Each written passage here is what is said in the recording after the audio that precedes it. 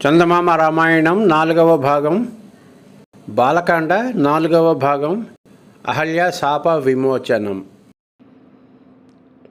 తాటకను సంహరించి మారీచ సుబాహులను కొట్టి విశ్వామిత్రుడి యాగాన్ని నిర్విఘ్నంగా కొనసాగించిన ఆనాటి రాత్రి రామలక్ష్మణులు హాయిగా నిద్రపోయి వేకువతోనే లేచారు. వారు కాలకృత్యాలు తీర్చుకుని విశ్వామిత్రుడు ఇతర మునులు ఉండే చోటికి వెళ్ళి వారందరికీ నమస్కారాలు చేసి విశ్వామిత్రుడితో, మహాముని, మీ ఆజ్ఞ నిర్వర్తించాము, ఇంకా చేయవలసిన పనులు ఏమైనా ఉంటే సెలవియ్యండి అని అడిగారు. అప్పుడు మునులు రామలక్ష్మణులతో ఇలా చెప్పారు: మిథిలా నగరాన్ని పాలించే జనక మహారాజు ఒక గొప్ప యాగం చేయబోతున్నాడు. మేమంతా బయలుదేరి అక్కడికి వెళుతున్నాము. ఒకప్పుడు ఆ జనక మహారాజు ఒక యాగం చేసి దానికి ఫలితంగా దేవతల నుండి ఒక అద్భుతమైన ధనస్సు సంపాదించాడు. దేదీప్యమానంగా వెలిగిపోయే ఆ ధనస్సును ఆ మహారాజు తన ఎంట ఉంచుకుని రోజు సుగంధ ధూపదీపాలతో అర్చిస్తూ ఉంటాడు. ఆ ధనస్సును దేవతలు కానీ రాక్షసులు కానీ ఎక్కువ పెట్టలేరంటే ఇక మనుషుల మాట చెప్పాలా? మహాబలశాలులైన రాజులు, రాజకుమారులు ఎందరో ప్రయత్నించి కూడా దాన్ని ఎక్కువ పెట్టలేకపోయారు. మీరు మా కూడా వచ్చినట్లయితే జనక మహారాజు చేసే యాగాన్ని, ఆ అద్భుతమైన ధనస్సును చూడగలుగుతారు. అప్పుడే ప్రయాణ సన్నాహాలు జరిగాయి. విశ్వామిత్రుడు వనపాలకులతో, నేను మిగిలిన మునులనందరినీ వెంటబెట్టుకుని గంగా నదికి ఉత్తరంగా హిమాలయాలకేసి వెళుతున్నాను అని చెప్పి సిద్ధాశ్రమానికి ప్రదక్షిణం చేసి తిరిగి వచ్చాడు. తర్వాత మునులందరూ రామలక్ష్మణులతో ఉత్తరాభిముఖులై బయలుదేరారు. వారి వెనక కొన్ని వందల బండ్ల మీద సమిధలు, ఇంధనాలు మొదలైన అగ్ని సాధనాలు వచ్చాయి.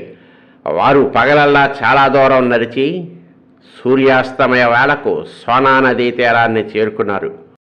అక్కడ వారంతా స్నాన సంధ్యానుష్ఠానాలన్నీ తీర్చుకున్నాక రామలక్ష్మణులు విశ్వామిత్రుడికి ఎదురుగా కూర్చుండి, స్వామి, అందమైన వనాలు గల ఈ దేశం ఏది?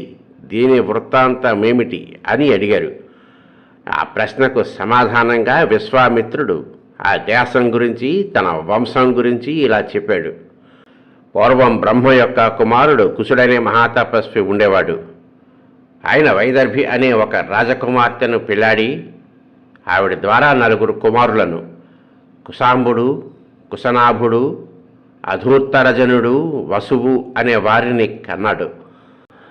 ఆయన క్షత్రియ ధర్మాన్ని పెంపొందించగోరి తన 4 కొడుకులను భూమిని పంచుకుని న్యాయంగా ప్రజాపరిపాలన చేయవలసినదిగా ఆజ్ఞాపించాడు. వారు కూడా ఆ విధంగానే 4 గొప్ప నగరాలను తమ రాజధానులుగా చేసుకుని రాజ్యపాలన చేశారు. కుశాంబుడి రాజధాని కౌశాంబి, కుశనాభుడి రాజధాని పేరు మహోదయం. ఆధూర్తరజనుడు ధర్మారణ్యం అనే పట్టణాన్ని రాజధానిగా చేసుకున్నాడు. వసువు అనేవాడు గిరివ్రజం రాజధానిగా పెట్టుకుని పరిపాలించాడు. మనం ఇప్పుడు ఉన్నది ఆయన పరిపాలించిన దేశంలోనే. ఈ దేశం చుట్టూ 5 అందమైన పర్వతాలు ఉన్నాయి. ఈ సోనా నది ఆ పర్వతాలలోనే పుట్టి ఈ ప్రదేశాన్ని సారవంతంగాను సస్యశ్యామలంగాను చేస్తున్నది. ఇది తూర్పున పుట్టి పడమరకు ప్రవహించే నది. కుశుడి కుమారులలో కుశనాభుడు అని ఒకడు ఉన్నాడని చెప్పాను కదా. ఆయనకు ఘృతాచి అనే భార్య ఉండేది. వారిద్దరికీ 100 మంది ఆడపిల్లలు కలిగారు. వారంతా చక్కని చుక్కలు. ఒకనాడు ఆ 100 మంది కన్యలు ఆడుతూ పాడుతూ ఉల్లాసంగా వనవిహారం చేస్తూ ఉండగా వాయుదేవుడు వారిని చూసి మోహించి తనను పెళ్లాడమని కోరుతూ, అలా చేసినట్లయితే వారిని ముసలితనమో చావు లేని దేవతలుగా చేస్తానని అన్నాడు. కానీ ఆ కన్యలు వాయుదేవుణ్ణి తిట్టి తమ తండ్రి నిర్ణయించిన భర్తను తప్ప చేసుకోమన్నారు. వాయుదేవుడికి ఆగ్రహం వచ్చి వారందరినీ మరుగుజ్జులుగా చేసేశాడు. అప్పుడు ఆ కన్యలు ఏడుస్తూ తండ్రి దగ్గరకు వెళ్ళి జరిగినదంతా చెప్పుకున్నారు. తన కుమార్తెలు ప్రదర్శించిన ఐకమత్యము, వంశాభిమానము చూసి కుశనాభుడు చాలా సంతోషించాడు. వారిని ఇక పెళ్లి లేకుండా ఉంచడం క్షేమం కాదనుకుని ఆయన కాంపిల్యపురాన్ని పాలించే బ్రహ్మదత్తుడనే రాజుకు తన కుమార్తెలనందరినీ ఇచ్చి పెళ్లి చేశాడు. బ్రహ్మదత్తుడు తాకగానే వారందరికీ మరుగుజ్జుతనం పోయింది. కూతుళ్ళకందరికీ పెళ్లి చేశాక కుశనాభుడు కొడుకును కోరి పుత్రకామేష్టి చేశాడు. ఆయనకు గాధి అనే ధర్మాత్ముడైన కొడుకు కలిగాడు. ఆ గాధిరాజు కొడుకునే నేను. నాకు సత్యవతి అనే అక్క ఒక ఆమె ఉండేది. ఆమెను రుచీకుడికి ఇచ్చి పెళ్లి చేశారు. ఆవిడ మహాపతివ్రత. మేము కుశిక వంశం వాళ్ళం కనుక మమ్మల్ని కౌశికులని కూడా అంటారు. మా అక్క పేరుతో కౌశికి అనే నది ఏర్పడింది. మా అక్కపై గల అభిమానం కొద్దీ నేను హిమవత్ ప్రాంతంలో కౌశికీ నదీ తీరాన్నే ఉంటున్నాను. అయితే యాగం నిమిత్తమై సిద్ధాశ్రమానికి వచ్చానన్నమాట. మన కబుర్లతో అప్పుడే సగం రాత్రి గడిచిపోయింది. రామాయక మీరిద్దరూ పడుకుని నిద్రపోండి. ప్రయాణపు బడలెక్క మూలాన రామలక్ష్మణులు ఆ రాత్రి గాఢ నిద్రపోయి తెల్లవారి విశ్వామిత్రుడు లేపిన దాకా లేవలేదు. అప్పుడు వారు కాలకృత్యాలు తీర్చుకుని సోనానదిని అందరూ దాటే రేవులో దాటారు. అది అట్టే లోతైన నది కాదు, ఇసుక తిన్నెలతో చాలా అందంగా ఉన్నది. వారు ఆ నదిని దాటి మళ్ళీ నడక సాగించి మధ్యాహ్నం వేళకు గంగా తీరాన్ని చేరుకున్నారు. పవిత్రమైన గంగను చూడగానే వాళ్ళందరికీ అంతులేని ఆనందం కలిగింది. అక్కడ వాళ్ళు స్నానం చేసి దేవతా తర్పణాలు పితృతర్పణాలు చేసుకుని హోమం చేసి భోజనాలు పూర్తి చేసుకుని గంగా తీరాన విశ్వామిత్రుడు చుట్టూ కూర్చున్నారు. అప్పుడు ఆ మహర్షి వారందరికీ గంగ యొక్క వృత్తాంతం ఇలా చెప్పాడు. హిమవంతుడనే పర్వతరాజుకు గంగా ఉమా అని ఇద్దరు కుమార్తెలు. వారిలో పెద్దదైన గంగను దేవతలు పర్వతరాజును బ్రతిమాలి స్వర్గానికి తీసుకుపోయారు. ఉమను పరమశివుడు పెళ్లి చేసుకున్నాడు. కాలక్రమాన సగర చక్రవర్తి మనమడైన భగీరథుడు గంగను అతి ప్రయాసతో స్వర్గం నుండి భూమికి తెచ్చి భూమి నుండి పాతాళానికి కూడా తీసుకుపోయాడు.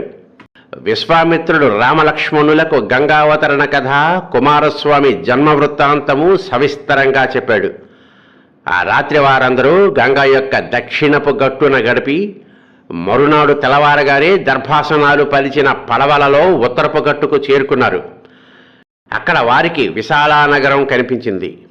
ఆ నగరాన్ని చాలాసేపు చూశాక రాముడు విశ్వామిత్రుణ్ణి, మహాముని, ఈ నగరాన్ని పాలిస్తున్నది ఏ వంశపు రాజులు, వారి కథ ఏమిటి అని అడిగాడు.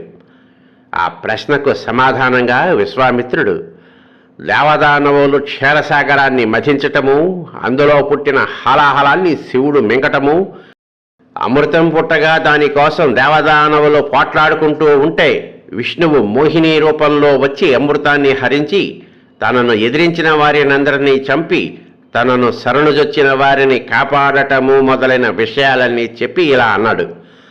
తన కొడుకులందరూ ఇంద్రుడి చేతిలో చనిపోయేసరికి దితి తన భర్త అయిన కశ్యపుడి వద్దకు వెళ్ళి ఇంద్రుణ్ణి చంపగల కొడుకు తనకు కలిగేటట్లు వరమియ్యవలసినదిగా వేడుకున్నది. నీవు 1000 సంవత్సరాలు నిష్ఠతో ఎలాంటి మైల కూడా సోకకుండా తపస్సు చేసినట్లయితే ఇంద్రుణ్ణి చంపి ముల్లోకాలు ఎలగల కొడుకు నీకు కలుగుతాడు అని కశ్యపుడు దితికి వరమిచ్చాడు. దితి సంతోషించి కుశప్లవం అనే చోట చేరి కఠోరమైన తపస్సు ప్రారంభించింది. ఇంద్రుడు ఆమె వద్దకు వచ్చి ఎంతో భక్తితో ఆమెకు సేవలు చేస్తూ నీరు, సమిధలు, దర్భలు, కందమూల ఫలాలు తెచ్చి ఇస్తూ వచ్చాడు. 990 సంవత్సరాలు గడిచాయి. ఇంకా 10 ఏళ్లు గడిస్తే దితి గర్భం నుండి ఇంద్రుణ్ణి చంపగలవాడు బయటకు వస్తాడు. ఒకనాటి మధ్యాహ్నం ఈ సంగతి దితి ఇంద్రుడితో చెప్పి, నాయనా, నాకు విసురుతున్నావు, కాళ్ళు పిసుకుతున్నావు, అందుచేత నాకు పుట్టే కొడుకు నీతో సఖ్యంగా ఉండేటట్లు నేను చూస్తానులే అంటూ ఆమె తలను కాళ్ళు పెట్టవలసిన చోట ఉంచి పక్క మీద పడుకుని నిద్రపోయింది. ఈ విధంగా ఆమెకు మైల సోకింది.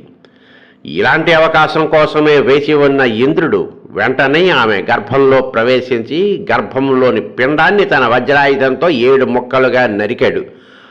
వారే దేవతా సమానులైన సప్తమారుతాలు. రామ, ఆ సమయంలో దితి తపస్సు చేసుకుంటూ ఉంటే ఇంద్రుడు ఈ ప్రదేశంలోనే ఆమెకు సేవలు చేశాడు. అటు తర్వాత ఇక్ష్వాకు మహారాజుకు విశాలుడనే కుమారుడు కలిగాడు. అతనే ఈ మహానగరాన్ని నిర్మించాడు. అందుకే దీనికి విశాలానగరం అనే పేరు వచ్చింది. ఇప్పుడు ఈ నగరాన్ని వారి వంశానికి చెందిన సుమతి అనేవాడు పరిపాలిస్తున్నాడు అని విశ్వామిత్రుడు రాముడితో అన్నాడు. ఈ లోపల సుమతి కూడా విశ్వామిత్రాదుల రాక తెలిసి బంధు మంత్రి పురోహితులు మొదలైన వారితో ఎదురుగా వచ్చి స్వాగతం చెప్పాడు. విశ్వామిత్రుడు రామలక్ష్మణులను సుమతికి పరిచయం చేశాడు. వారందరూ ఆ రాత్రికి సుమతి అతిథులుగా ఉండి తెల్లవారగానే మిథిలా నగరానికి ప్రయాణమయ్యారు. వారు మిథులను చేరవచ్చే సమయంలో దారిలో ఒక పాడుబడిన ఆశ్రమం కనబడింది. ఆ ఆశ్రమం అందంగా ఉన్నప్పటికీ అందులో జనసంచారం లేకపోవటానికి కారణమేమిటని రాముడు అడిగాడు. నాయనా, ఒకప్పుడు ఈ ఆశ్రమంలో గౌతమ మహాముని తన భార్య అయిన అహల్యతో కూడా సాటిలేని తపస్సు చేశాడు. ఆయనకు ఆగ్రహం తెప్పించి ఆయన తపశ్శక్తి నిర్మూలించాలనే ఉద్దేశంతో ఇంద్రుడు గౌతముడు స్నానానికి గాను నదికి వెళ్ళి ఉన్న సమయంలో మునివేషం ధరించి అహల్య వద్దకు వచ్చాడు. అహల్య అతని కోరిక తీర్చి పంపేసింది. ఇంద్రుడికి గౌతముడు తడిబట్టలతో ఎదురై జరిగినది తెలుసుకుని ఇంద్రుడికి శాపమిచ్చి ఆశ్రమానికి వచ్చి తన భార్యను కూడా శపించాడు. ఆ శాపం ఫలితంగా ఆమె గాలి తప్ప మరొక ఆహారం లేక ఎవరికీ కనబడకుండా ఈ ఆశ్రమంలో తపస్సమాధిలో ఉండిపోయింది.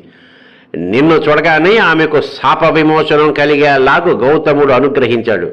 కనుక మనం ఈ ఆశ్రమం ప్రవేశించి ఆ అహల్య అందరికీ తిరిగి కనపడేలాగూ చేద్దాం అన్నాడు విశ్వామిత్రుడు. వారు లోపలికి వెళ్ళేసరికి రాముడి కళ్ళకు సూర్యుడి కాంతితో వెలిగిపోతూ మోహినీ దేవతను పోలిన అందంగల అహల్య కనిపించింది. ఆమె రాముణ్ణి చూడగానే ఆమెను మిగిలిన వారు కూడా చూడగలిగారు. రామలక్ష్మణులు వంగి ఆమె కాళ్ళు తాకి నమస్కరించారు. తన భర్త చెప్పిన మాటలు జ్ఞాపకం తెచ్చుకొని అహల్య రామలక్ష్మణుల కాళ్ళు తాకి వారికి అర్ఘ్యపాద్యాలు ఇచ్చింది. ఆ సమయానికే గౌతముడు కూడా తిరిగి వచ్చాడు. విశ్వామిత్రుడు అక్కడి నుండి బయలుదేరి రామలక్ష్మణులను వెంటబెట్టుకొని మిథిలా నగరం ప్రవేశించాడు.